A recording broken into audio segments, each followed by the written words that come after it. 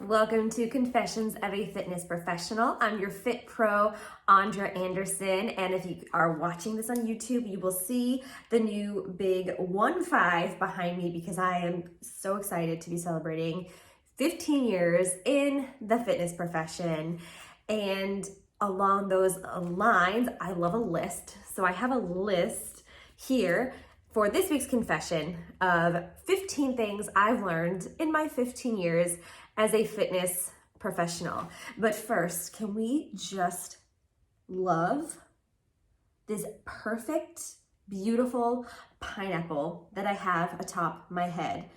You know what I mean. Even if you're listening to this and you're one of my girlies, you're a millennial girl, you know what I mean when I say I have a perfect pineapple on top of my head. It is the thing that we worked so hard. You can literally not be mad at anything more than your hair when it is not doing what you need it to do. Am I right? I get irrationally angry at my hair for not doing, not so much anymore, but I used to, especially at the height of the perfect pineapple, like 2013, 2014, 2015, you wanted that perfect pineapple. I did this without even trying. I just put it up there. I didn't even look. I wasn't even looking. And now that I'm looking, it's magnificent. My hair is at that length where it will make the perfect pineapple in a ponytail. Perfect ponytail pineapple. The alliteration is just everything. Yeah, that's what you get. That's what we get after 15 years. You are just weird and you don't care anymore. That's where I am right now. I'm also approaching a birthday. I will be 38 years old. I have no issues saying that. I mean, if you look at my face, you could probably tell that I am pushing 40. And I am proud of it, super proud of it. So thank you for being here. Let's dive into this week's confession. So again, 15 things. I've learned so much more than 15 things, but these were the first 15 things I could think of when I just sat down 5 minutes ago to write them. I felt inspired because I just took some photos with the 1-5, the sparkly glittery 1-5 that is behind me. I just took some photos to post all over socials just to celebrate 15 years because I'm so dang excited and proud of myself for this journey. This is the only job I've had for that long. I have not had any other jobs for this long. I've not even had a relationship for this long. Fitness has literally been there for almost a third of my life. Yeah, wild. I love it. Thank you for joining me. Thank you. I appreciate you. Shall we dive in? All right, these are in no particular order except for the last one. I did the last one first. Number 15, I wrote it down first because it's just a great way to end this. But the other 14 are in no particular order. These are just the things that I thought of, 15 things that I've learned about the fitness profession, about being a fitness professional over the course of the last 15 years. Let's just have a moment for 2009 and all of its glory. It was a great year. It was a great year. Okay, the first thing, this is so important. When you are considering partnering with somebody or a company, or when you are being asked to teach a class or participate in an event or teach in a particular space, if it is not an immediate heck yes, it's a no. It's a no. Your gut, I run by my gut. You might run by your heart or your head, but you know, if it is not a resounding yes, the moment that you get the invitation, the moment that you read it, the moment that you see it, the moment that you hear it, it's a no. Truthfully, I feel like this spans beyond the fitness profession, but it's a no. It's a no. I'm gonna cross these off as I go through so I remind myself of what I did. Number 2, the best way to guarantee happiness, I think, as a fitness professional is to work for yourself. I have never experienced happiness working for a gym. I just never have. I've never experienced happiness working for another person. I like calling the shots. I like being able to say yes to this, no to this. This is my rate, take it or leave it. I don't like being told what to change, what to do, especially when it doesn't resonate with me. I've had bosses and companies tell me to tone it down, tell me to I don't know, push it harder, to look a certain way, to put makeup on, all of those things. So I have been so happy working for myself. Is it hard? Yes, it's really hard, especially when you don't have a brick and mortar. I don't have a home gym. I've never had a home gym. I have a place, I do teach at a fitness area. It's not a gym, it's a college. And I feel very comfortable there. It's the very first place I ever taught. I still teach there. I feel very comfortable there. But it's not mine. I still have to respect the space because it is not mine. I'm not allowed to change things about it because it's not mine. I have to just sort of deal with the way that it is.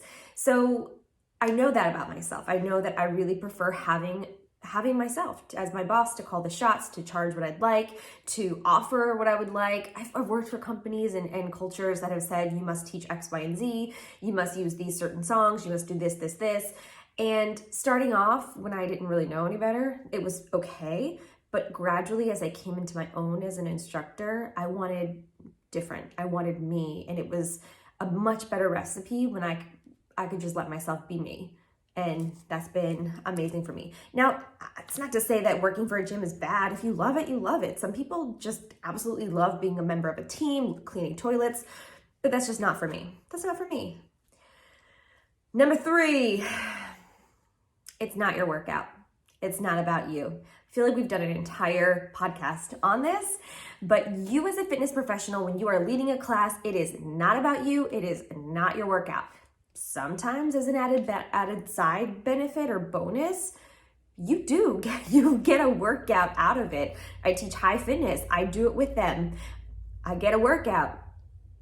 But the moment that I feel like I'm in a zone and I'm thinking about myself and how I'm feeling in my fitness, I move around the room. I'm like, wait, hold on, time out. This is not about you. This is about all of the individuals that came to take this class. So you have to make them feel good. You have to make them feel special. You got to check in with them.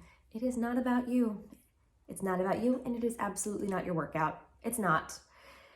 Related, number 4, don't neglect your own wellness. Don't neglect your workouts. If you're getting to the point where you're teaching so much that you do not have the energy or the time to work out, this is the hardest thing to hear, but you got to scale it back. You have to take it, the whole adage of you can't pour from an empty cup. You can't. You need to make sure you're taking care of you so that you can turn around and take care of others. My classes, my flow, my attitude, my energy, my everything is better when I've had my own workouts as part of that week, as part of the mix. I just feel better. I look better. I sound better. I am better. You will be better if you make sure not to neglect your own wellness. Number 5, be authentic. It's really easy to get into a trap of, well, this is what everybody expects, or this is what I see on Instagram or TikTok or whichever social platform you follow. Everybody is wearing this, everybody is saying this, everybody looks like this, everybody talks like this, everybody's offering this class. That's great if you have no idea what you like and you want to get started, but over time, you will develop a voice, you develop opinions, you develop a niche, you develop you come into your own. Hold on to that. Be exactly who you are. I love being in this place right now where I can offer the classes that I want to offer. I know that I know what kinds of classes and what kinds of events will make money. Sometimes I do that because, you need to pay things. I need to pay for my certifications and my memberships and all that stuff. I need to keep money coming in for the business. But doing a couple of those things a month or a year allows me to do what I really love, even if it doesn't break even. So be who you are, offer what makes sense to you, and say and do the things that make sense to you, that are you. You can borrow from other instructors, please. And I hope that I have things that you feel like you can take and borrow. I put them out there for that reason. But make sure you add your little spin to it. Don't just be another carbon copy of somebody, because you'll be letting yourself down, because there's something amazing in you. So be you, be authentic. All right, number 6, we're getting through this list. Stick to the basics. Keep it simple. Keep it simple. The moment that you're stressing because you have to overdo it, you need to scale back. I used to try to change. I do this now because my choreography, my repertoire, my music library is so extensive that I can pull and I can have totally different classes week after week after week. At first, change one song, change one routine. Get yourself into a rhythm of doing things. People will adapt. It will be fine. But don't feel like you have to recreate your choreography, recreate your class every single time you show up. Allow yourself to take slow changes until you have enough in your choreography bank, in your discography bank to really change it up every single week. But remember, simple is best. Simple works. I like gift giving is my love language. I love to give. I love to give. And I love to package things, and I love having little giveaways. Actually, you can see behind me, if you're watching the video, all of these little white bags that have goodies in them. I love to do giveaways. I just love it. I love it. I love it. I love cute little things that have logos on them. I love it. I scaled back recently, and I've only tried to offer that for special things or as like giveaways that draw more attention to the business, trying to be more strategic about it. Just remember, simple. If you're overdoing it and getting stressed because it's too much, you got to step it back a little bit, and that's okay. Basics are good. Simple is perfect. Number 7, if you don't have one of these already, develop an email list, because the reality is that social sites, I get a lot of business from Facebook. I get a lot of business from Instagram. I do. I know I do. I do. That's where people see things. People share, people tag, people see things, people sign up. I know I get a lot of hits from those things. But if those things ever go away or go down, you need to have a way to communicate with your people. Make sure you're developing an email list. It could be something as simple as having a paper sign-up sheet. As soon as people walk in, grab their name, grab their email. I have a really hard time getting people to sign up for my classes in advance. I just have a hard time doing it. Some people do it, and that is a way, when I do a fitness event in a new area, that is a way to capture email addresses because they have to sign up for those. I don't take walk-ins for those things. I've tried really hard to stick to that. But having that email list is going to be a really great way to continue to communicate to your people, to share offers, to, send them a little love. Right now, I'm only really doing like a monthly message, but sometimes if I have a special event or a program or a challenge, I'll send a second message out. Create an email list, but treat it with care. Don't spam people. I had to unsubscribe from a studio that I loved to follow because it felt like they were stalking. So get out of here. One email a week. I used to do a weekly thing because I used to teach 13 classes a week, so I had to. One email a week is probably fine, but think about it this way too. Some of the brands that you love, I get texts and emails from them almost every single day. So that goes back to being authentic to you. If it is authentic to you to send one every day and your people love it, go for it. I'm not gonna stop you, but a good rule of thumb is like once a week or once a month. Number 8, this is something that I only did recently. Ask for a raise. You deserve it. If you have been teaching for more than 5 years and you haven't gotten any additional money for a class that you've been teaching, it's time to ask for a raise. You have built your expertise. You have probably built a client list. You've probably encouraged new members.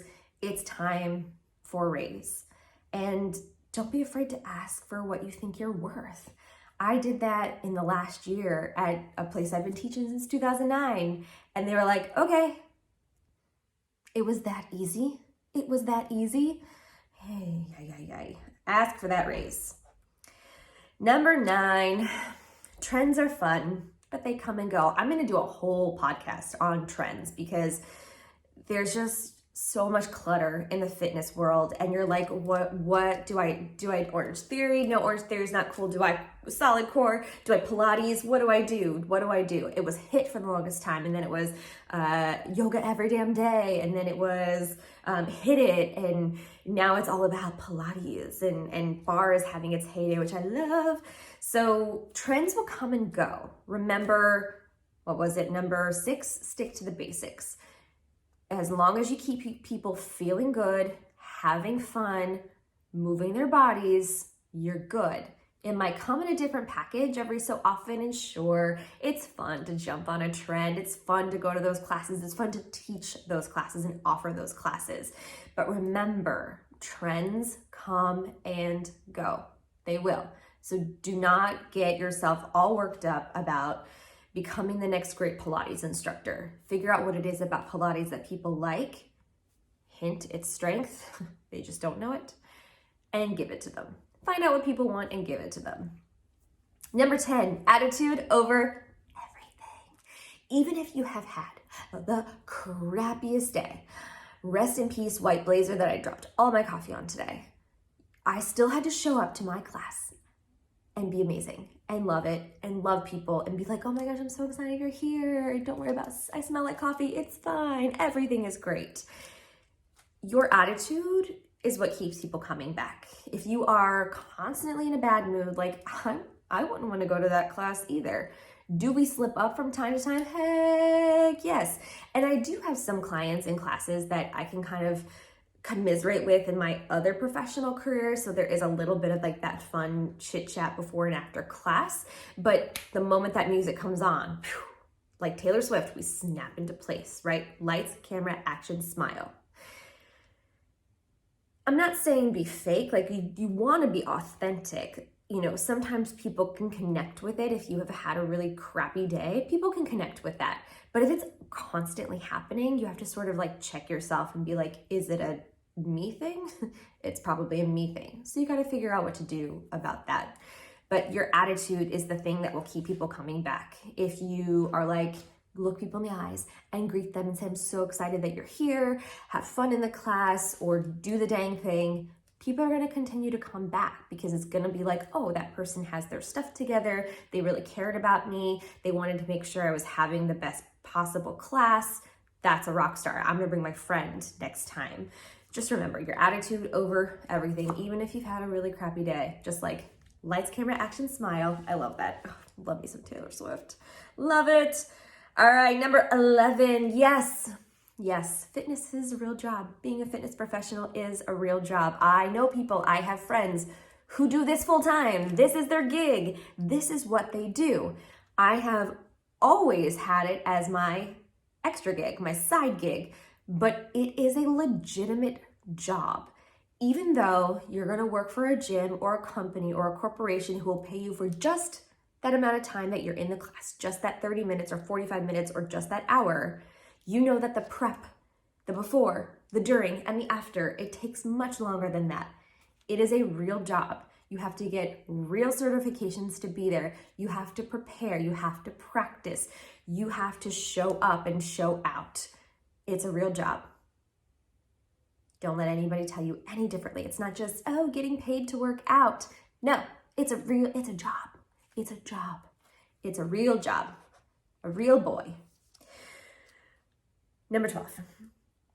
You are going to look back at the stuff that you did and said and wore. Rest in peace to the little bump. And you're going to cringe. It's called growth. It's allowed. I look back at some of my earliest YouTube videos. Please don't go look. And I cringe. But it's a good reminder of how far we've come, and an even better reminder of just do it. Don't wait until you're ready, because if you wait for everything to be perfect and polished, you will never press play. So allow yourself that opportunity to look back and cringe. It's kind of fun. It's actually kind of fun. I love kind of looking back and seeing what I wore, what was popular, what I liked, what I said.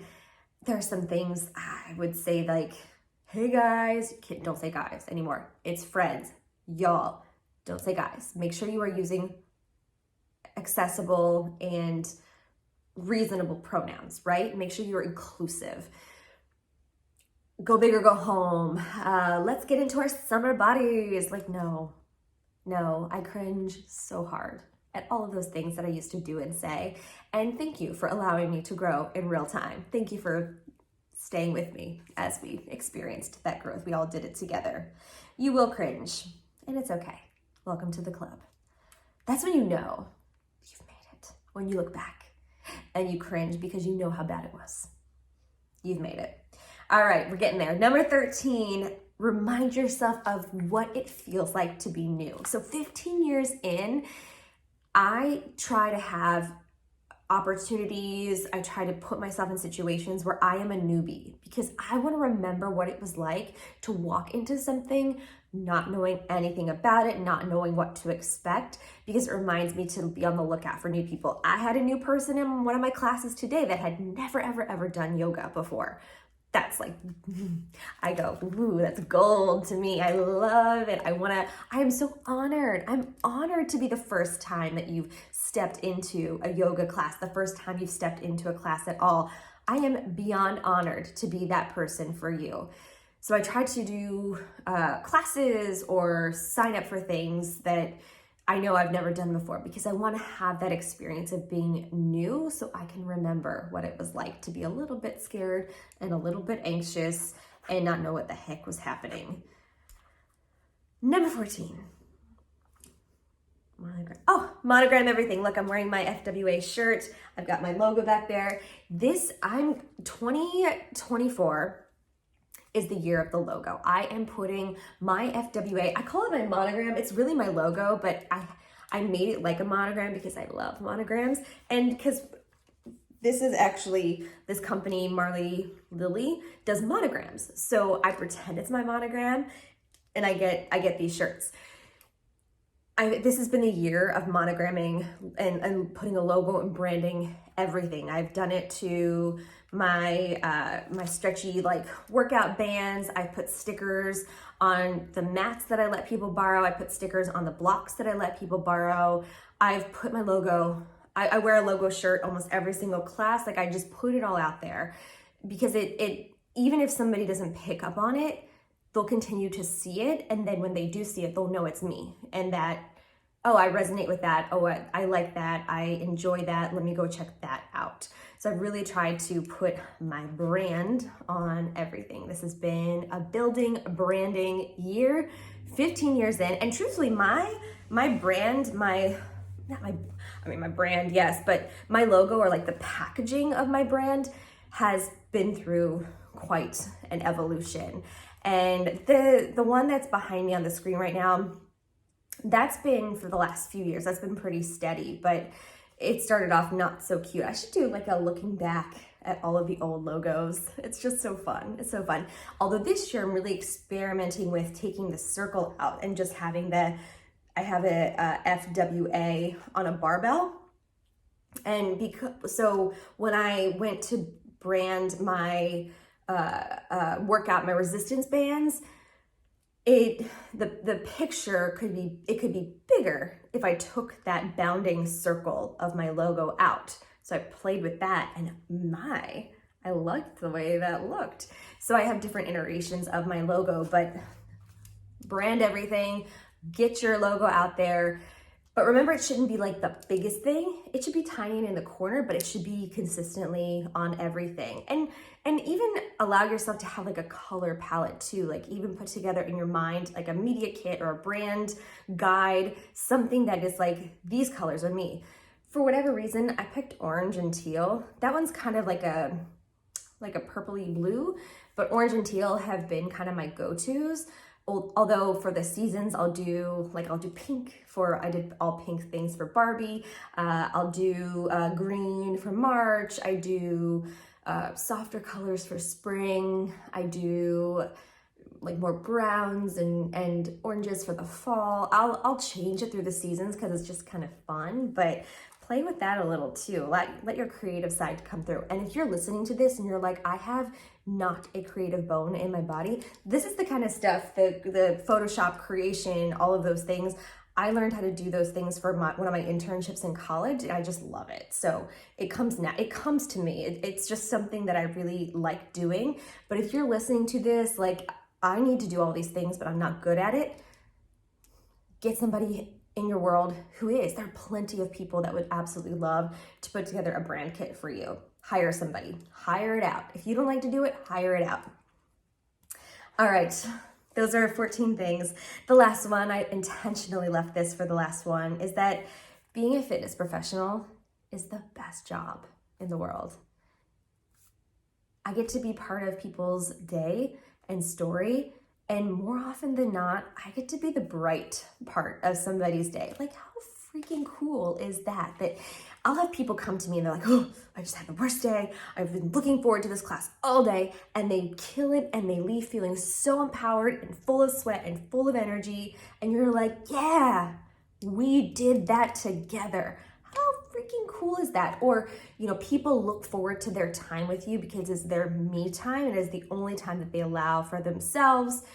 That's really cool. And it is, again, such an honor to be in that position. And it's so cool to just decide, I'm going to partner with this group. I'm going to go teach a class in a strawberry patch and we're going to pick strawberries after. I'm going to partner with a mental health group and provide this physical level of well-being. I'm going to do a workshop. I'm going to do an online class. I'm going to put a video up on YouTube and let people check it out. It's so versatile. I mean, you can work as much or as little as you want. Now, the as much part is a little harder depending on the formats that you teach. I was teaching a high intensity format like 7 days a week, and I'm still recovering from that.